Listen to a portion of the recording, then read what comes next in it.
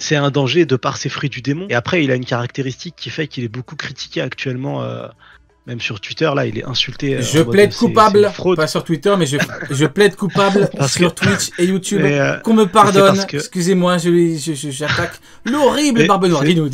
C'est parce que c'est un personnage dans l'écriture qui diffère des autres empereurs qu'on a pu rencontrer par le passé. Barbe Noire, il a dû rentrer en tant qu'orphelin dans l'équipage de Barbe Blanche avec un plan en tête. Qu'il a trahi, Voilà, il a dû tuer un de ses amis. C'est pas quelqu'un qui était naturellement prédestiné à dominer le monde. Contrairement aux autres empereurs qu'on a pu voir qui étaient déjà dès la naissance préparés à dominer le monde. Barbe Noire, pas du tout en fait. Et il a fallu du vis-tournevis comme je disais, et il a fallu du coup 2 fruits du démon.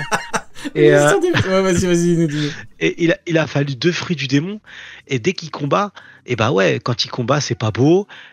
Son fruit du démon fait qu'il est obligé de prendre des coups en plus assez sales. Quand il combat, c'est pas beau, je vais la garder celle-là.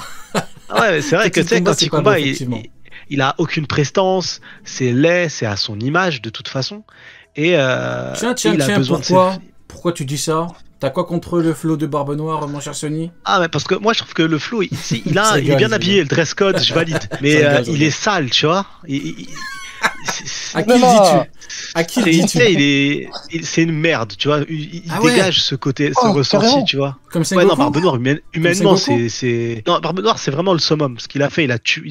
La fin de Barbe Blanche avec son équipage quand il allait mourir, il a dit, hey, les gars, finissez-le. Ah, il m'a dégoûté ce chien. Mais il dégoûte, tu vois. Tout est fait pour dégoûter dans ce personnage-là. T'en peux plus, j'avoue, t'en peux plus là. T'es au bout de ta vie. Mais c'est pour ça que. Ouais. Non, mais c'est pour ça que Oda, quand il le dessine dans ses combats, il dessine pas quelqu'un avec une prestance monstrueuse, il dessine pas un Kaido énervé ou même une Big Bomb enragée ou un Shanks. Il dessine une merde avec 2 fruits du démon. Et donc du coup, c'est pour ça qu'on ne peut pas. Même moi. Il est pas fait pour apprécier, tu vois.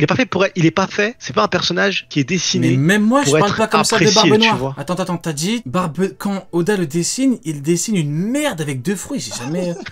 Tu te rends pas compte de ce que tu dis. Tu le vois. Tu sais, tu le vois à son visage, à son rire, à son. Sony, tu sais que c'est mon perso préféré dont tu parles là.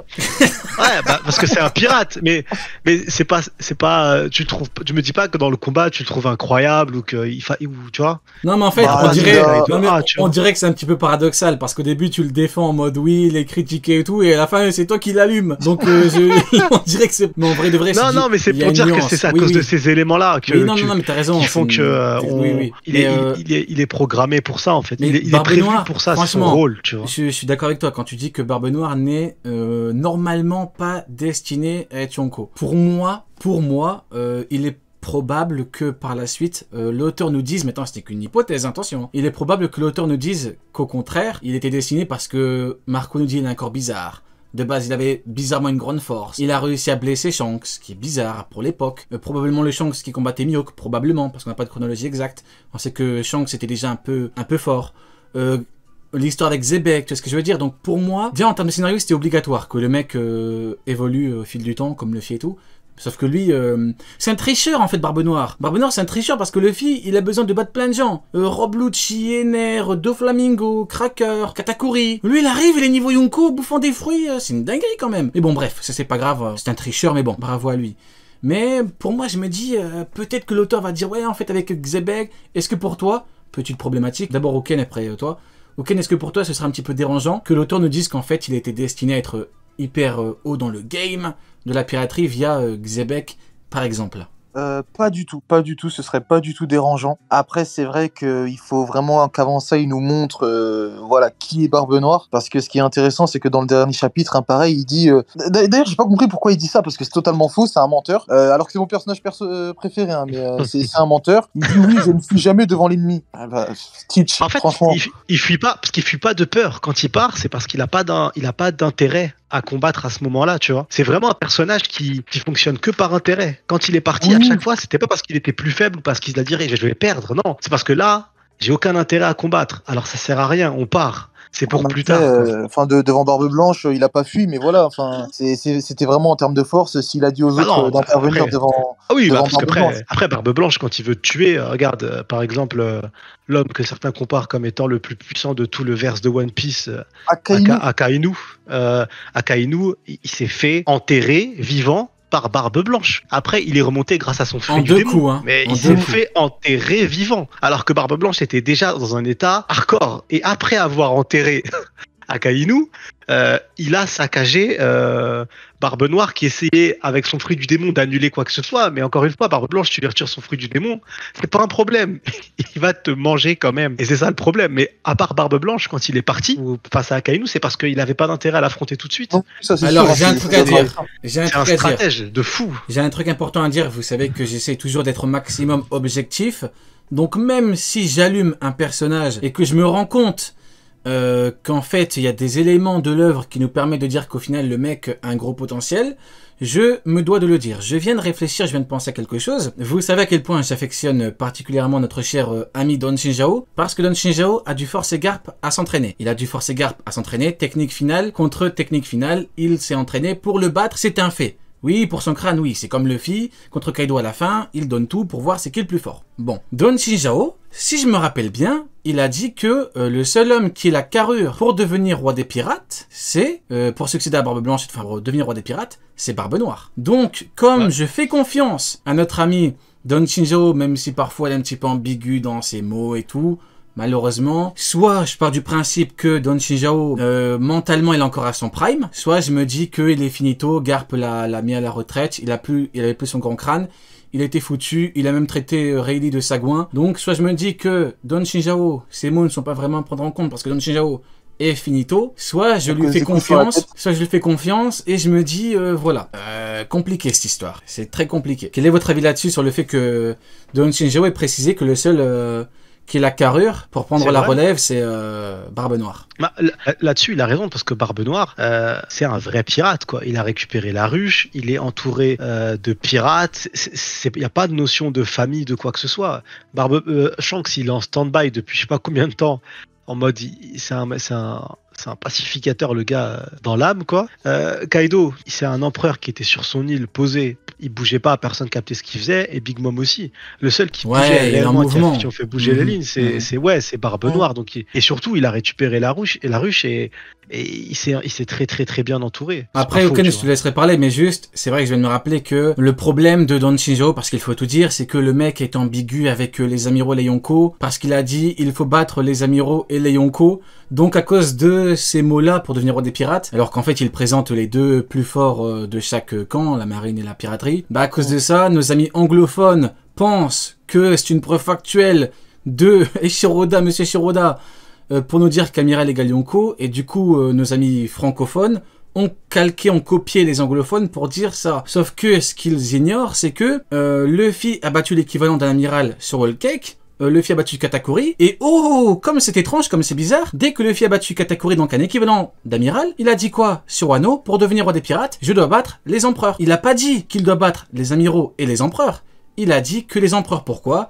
Parce qu'il venait de battre un équivalent. Donc, est-ce que, encore une fois, Don Shinjao, il est ambigu, mais l'auteur écrit tellement bien son œuvre qu'on a une continuité logique avec les mots de Don Shinjao et la suite de l'œuvre via les mots de Luffy. Donc, je me dis, voilà, j'ai quand même envie de lui faire confiance, Don Shinjao, parce qu'il a un passif avec l'un des GOAT de tous les temps, Garp. J'ai envie de lui faire confiance. Et toi, ton avis, Uken, du coup, sur ce que j'ai dit précédemment? Bah, moi, je lui fais confiance aussi à Don Shinjao. Parce que, personnellement, s'il fait des éloges à quelqu'un de cette manière, c'est pas pour rien. S'il le fait, c'est que vraiment, je pense que Barbe Noire a le potentiel pour atteindre les sommets. Le Gorosei a aussi dit que les seuls qui pouvaient l'arrêter, c'était les 4 empereurs et Marco et le reste de l'équipage de Barbe Blanche. Donc déjà, 2 ans auparavant, il était considéré comme l'un des plus forts pirates en activité. Et il y a quelque chose qu'on oublie, de par les actions de Barbe Noire, ça reste indit. Donc même en termes de destinée, tout à l'heure, Sunny t'avait dit qu'il n'était pas forcément destiné à être dans le haut du panier. Alors physiquement, je parlais 100% en termes de puissance, hein, je parlais pas en termes de scénario. Il est pas né avec les aptitudes d'un Kaido ou d'un Big Mom. Ouais, voilà, c'est ça, ou même d'un Barbe Blanche. On voit quand il est enfant, c'est pas du tout la même chose. Mais de parce que c'est indit, justement, je pense qu'il a un avantage par rapport à Big Mom, Kaido, même Barbe Blanche. Ouais, ça c'est sûr. Ok. Donc pour moi, ouais, Barbe Noire... Du coup, en conclusion, on peut faire confiance en Don Shinjao qui nous dit que Barbe Noire même ce est digne. même par rapport à ce qu'il a dit sur les amiraux, il a raison. Les Mhm. amiraux, c'est la plus grande force de frappe de la marine. Et les empereurs, c'est les plus puissants pirates du monde. Si tu veux devenir roi des pirates, il faut que tu puisses dompter ces deux forces. Donc là-dessus, il a raison. Effectivement. Quand Shinjao il a dit ça, Luffy après il a dû vaincre Doflamingo, il a dû vaincre Cracker, et ensuite il a dû vaincre Katakuri pour enfin atteindre le niveau des amiraux. Donc ce qu'il a dit, c'est totalement vrai. Et oui, en plus, dans cet arc, on a une révélation qui est quand même monstrueuse. Quand tu continues dans cette ligne-là, c'est que Doflamingo, ça le gênait absolument pas d'attaquer un handicapé et de se dire que je vais tuer un amiral à la fin, quoi. Ok. Il disait, pour moi, attaquer Optique 2000, c'était pas un problème, et il n'avait pas du tout peur T'as pas tort. de se dire qu'il allait le tuer. C'était en mode, on tuera cet amiral à la fin, et c'est réglé. Ok. Donc, Alors, il le rendait accessible. on va maintenant passer au sujet suivant. Barbe Noire contre Trafalgar Law. Petite problématique, voilà, comme d'habitude, on dit les termes. Trafalgar Law est-il surcoté? Est-il sous-coté? Ou est-il coté à sa juste valeur? Bien évidemment, quand je dis surcoté ou sous-coté, c'est pas dans l'œuvre, c'est au niveau de la fanbase, ce qu'on entend un petit peu partout. Parce que bon, dans l'œuvre, c'est pas... Nous, on parle au niveau de ce qui est dit publiquement, etc., ce que pense une majorité. Pour moi, Trafalgar Law a parfaitement profité du fait que Barbe Noire était débile et qu'il fonçait dans le tas, et qu'il fonçait sur Stronger, le cheval fatigué. Du coup, Trafalgar Law a pu envoyer une bonne technique qui a fait mal à Big Mom, et donc qui a forcément fait mal à Barbe Noire. Maintenant, le problème que j'ai, c'est que faut pas trop se laisser, comment dirais-je, influencer par l'effet spectaculaire que l'auteur nous offre dans un chapitre comme celui-ci. C'est-à-dire qu'on est typiquement dans c'est comme il y a 1000 exemples, mais l'auteur ne va pas faire que Barbe Noire, dès l'entrée, fusille Law. Fallait quand même que Law se défende un petit peu ou attaque un petit peu. C'est comme Doflamingo, il était incroyable dans son arc. Pourtant, Luffy pouvait envoyer directement un King Kong Gun en Gear 4 et le mettre KO. Il faut bien évidemment un combat, faut jauger et tout. C'est comme Akainu au niveau de l'arc Marineford. Si Akainu, tu le mets vraiment en termes de spectacle, en termes d'action, tu fais pareil que Aokiji ou Kizaru, forcément, c'est moins intéressant. Pourtant, il a le même niveau et l'auteur est revenu dessus avec un combat de 10 jours. Donc, pour moi, faut pas se laisser influencer et commencer à dire Law au niveau intermédiaire, parce que je me rappelle très bien, c'est ce qu'on nous avait dit avec Hancock vis-à-vis de sa prime. On nous avait dit Zoro, prime 1 milliard, Hancock 1 milliard 7, donc Hancock intermédiaire, alors qu'on a dit qu'au niveau des primes, voilà, au niveau des primes, c'est plus ce que c'était, t'as plus la même hiérarchie qu'avant, parce que le monde change, en termes d'équilibre, c'est fracassé, etc. Donc voilà. Au niveau de Law, pour moi, c'est un très bon ou comme Magellan. Tu regardes Magellan sur Impel Down, c'est un Yonko, Magellan. Magellan, c'est un Yonko, il a fait fuir tout le monde. J'ai même pas compris l'engouement. Après, on reproche pas, attention. Après, c'est pas un reproche, hein. Je dis juste que faut pas non plus. Maintenant, je comprends, bien évidemment, t'as un mec qui frappe un Yonko comme ça, tu comprends. Ouais, dis-nous. Moi, je vais peut-être me faire insulter et tout, mais pour moi, Trafalgar Law, il est pas du niveau de Big Mom. Big Mom mange du Trafalgar Law matin, midi, soir, sans aucun problème. Et Barbe Noire, encore une fois, ça montre l'écart de puissance qu'il y avait et remettre à sa place Big Mom et Kaido. C'est que Barbe Noire, il n'est pas allé récupérer le Road Poneglyph de Big Mom quand Big Mom était présente. Il n'est pas allé chercher le Road Poneglyph de Kaido. Il a attendu comme un lâche, comme à chaque fois un stratège, que les petits fassent le boulot et il les a attendus après. Il s'est dit, je vais tomber soit sur Luffy, soit sur Kid, soit sur Law. Il a eu de la chance. Il a eu de la chance. Parce que Luffy il aurait foudroyé. Zoro sans Jinbei, laisse tomber. Vas-y, donc ouais. Ça aurait été un massacre. Ça aurait été plus que compliqué. Il se serait fait boire, le pauvre. On peut dire les termes ou pas? Vas-y, après. Bien sûr que oui. Mais c'est juste pour dire que pour moi, Law n'est pas du tout au niveau d'un empereur. Il n'est pas du tout au niveau d'un Luffy. Et Law, je le vois pas, comme on dit, ouais, Law empereur et tout. Non, Law pas empereur. Law Kid, ils ont galéré contre Big Mom. Et encore une fois, ils ont gagné le combat parce qu'ils ont réussi à l'exclure de l'île, mais ils l'ont pas mis KO. Ils l'ont pas fait dodo. Hein. Elle était encore réveillée. Il a fallu que le scénario aide avec des bombes qu'elle récupère. Et quand elle touche le sol, les bombes explosent. Mais sans les bombes, elle serait remontée et ce serait mal fini pour eux. Je comprends toujours pas le fait qu'on puisse dire que Law, même si je le kiffe et qu'il est vraiment très fort, tu vois. Non, c'est vrai, non, t'as pas tort. Law, il est fort. On peut pas le mettre au niveau d'un empereur. Et forcément, comme il est fort, il est capable de faire du sale avec ses techniques. Il a un fruit du démon ultra cheaté, en plus qu'il a éveillé. Donc forcément, avec son fruit du démon éveillé et ses capacités de base, forcément, il va avoir du répondant. Ok. Surtout face à un Barbe Noire qui, lui, a une faculté à encaisser les coups. Okay. Et toi, Oken, ton avis sur le niveau de Trafalgar Law? Ouais, je vais dire les termes. Hein. Trafalgar Law, il est surcoté. Oh là là. Il est surcoté. Ce qu'a fait Trafalgar Law, c'est pas du tout un exploit. C'est bien, il a attaqué quand Barbe Noire était dans les airs. Il a envoyé l'une de ses techniques finales, alors connues, qu'on connaît actuellement, mais c'était l'une de ses techniques finales contre Big Mom. Après, par rapport à sa technique, je pense qu'il peut avoir une meilleure maîtrise, tout comme Luffy avait une meilleure maîtrise du Gear Force quand il est parti affronter Cracker. Je pense que sa technique peut faire en sorte que ça le fatigue moins ou quoi. Par contre, ce qu'il a fait, c'est pas un exploit. Même Van Augur, voilà, Van Augur, il panique pas. Il a dit à Teach, oui, c'est ça d'attaquer n'importe comment. Teach, on sait qu'il ressent la douleur beaucoup plus que les autres. Il a quand même tanké l'attaque. Il a encaissé, il a saigné, mais au final, il est reparti se battre. Et voilà, on voit que il sourit, qu'il a pas grand chose non plus. On se souvient que quand Big Mom elle a encaissé l'attaque, même si c'était sur sa tête, ça avait l'air de lui faire beaucoup plus de mal. Donc bravo à Barbe Noire pour ça. Et là, on peut voir que le combat il va véritablement commencer parce que Teach utilise le Yami Yami no Mi qu'il n'utilisait pas jusqu'à présent. Et dans un combat contre l'eau, c'est pas le Gora Gora qui va lui donner l'avantage, c'est vraiment le Yami. Hein. J'ai envie d'être un petit peu plus nuancé que toi, pour le coup. Pourtant, c'est moi habituellement qui... voilà. Mais quand tu dis qu'il est surcoté, c'est par rapport à quel niveau qu'on lui attribue. Le niveau intermédiaire, où tu vois beaucoup de niveaux Yonko, toi qui es sur le terrain, toi qui es au premier front pour combattre les Pramiro et les anglophones. Dis-nous un petit peu. Dans les tranchées. Non, mais j'entends beaucoup de intermédiaire ou de Yonko. On me dit que Willow a progressé depuis le combat face à Big Mom, donc il est minimum intermédiaire. Ah, peut-être qu'il s'est entraîné avec Pingouin et Sushi, hein. Peut-être, hein. Qu'est-ce que t'en sais? Oui, peut-être. Hein.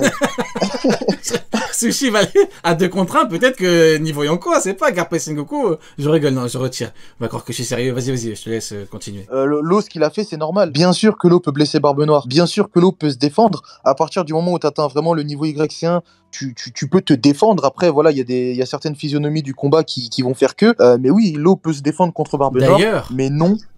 Vas-y. Mais non, l'eau n'a pas le niveau de Barbe Noire. D'ailleurs, Zoro, qui n'avait pas encore le niveau de commandant confirmé, a réussi à un petit peu blesser Kaido sur le toit. Bon, il l'a pas non plus atomisé, mais il a mis un bon coup, alors que Zoro n'avait pas le niveau de commandant, parce que le King lui a roulé dessus. Maintenant, oui, c'est des conditions particulières et tout. En plus, rappelle-toi le nom du chapitre où Zoro réussit à le blesser. Le chapitre s'appelle le Haki des rois. Et pour moi, c'est à ce moment-là que Zoro il s'est éveillé au plus grand de ce monde. Quand tu arrives à revêtir du Haki des rois et l'utiliser en combat, tu fais partie de l'élite. Après, là, c'est grâce à ça qu'il a réussi à le toucher. Quoi. Ça venait juste de s'éveiller, tu vois. Contre après, King, il lui a fait goûter du vrai Haki des rois. Ouais, mais moi je parle du fait que King, juste après, il lui a roulé dessus, tu vois. King a prouvé qu'il avait pas du tout le niveau. Pourtant, donc en gros, un niveau commandant confirmé comme l'eau, avec un excellent fruit, en plus, un lot qui réfléchit parfaitement. Donc du coup, par rapport à Trafalgar Law, moi, honnêtement, tout comme je ne pouvais pas reprocher... à ceux qui me disaient que Hancock avait un niveau de ouf via sa prime à cause de l'ambiguïté autour des primes, je pouvais pas non plus le reprocher. Bon, c'est un peu compliqué. Si tu me dis qu'Hancock elle vaut de Doflamingo, quoi, c'est... Bon, bref, en gros, je trouve qu'il y a une vraie ambiguïté pour le coup vis-à-vis du niveau de l'eau. Je trouve qu'il y a une vraie ambiguïté. Maintenant, pour moi, ils ont battu Big Mom à 2. Avec Kid, encore une fois, une bonne utilisation de l'environnement, ou en tout cas une aide extérieure, tout comme pour les amiraux, on dit qu'ils ont pris les commandants par surprise, mais vu le contexte, nous, on parle en termes de niveau. Moi, quand je parle, c'est en termes de niveau. C'est-à-dire que moi, quand je te dis que Aokiji a joué les jeux par surprise, je ne lui reproche pas. Comme je l'ai toujours dit, j'aurais fait pareil à sa place. Probablement, même sûrement. Certainement. Moi, ce que je dis, c'est qu'on peut pas se baser sur une telle action pour dire qu'il est supérieur ou qu'il en vaut 2 ou quoi. Donc, pour Big Mom, il y a...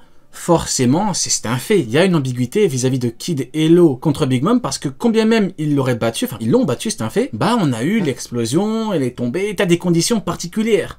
Maintenant, l'auteur met un petit peu le niveau de l'eau sur la table via Barbe Noire, mais encore une fois, conditions particulières, quand Barbe Noire est devant, c'est chaud. Bon, maintenant, juste petit aparté.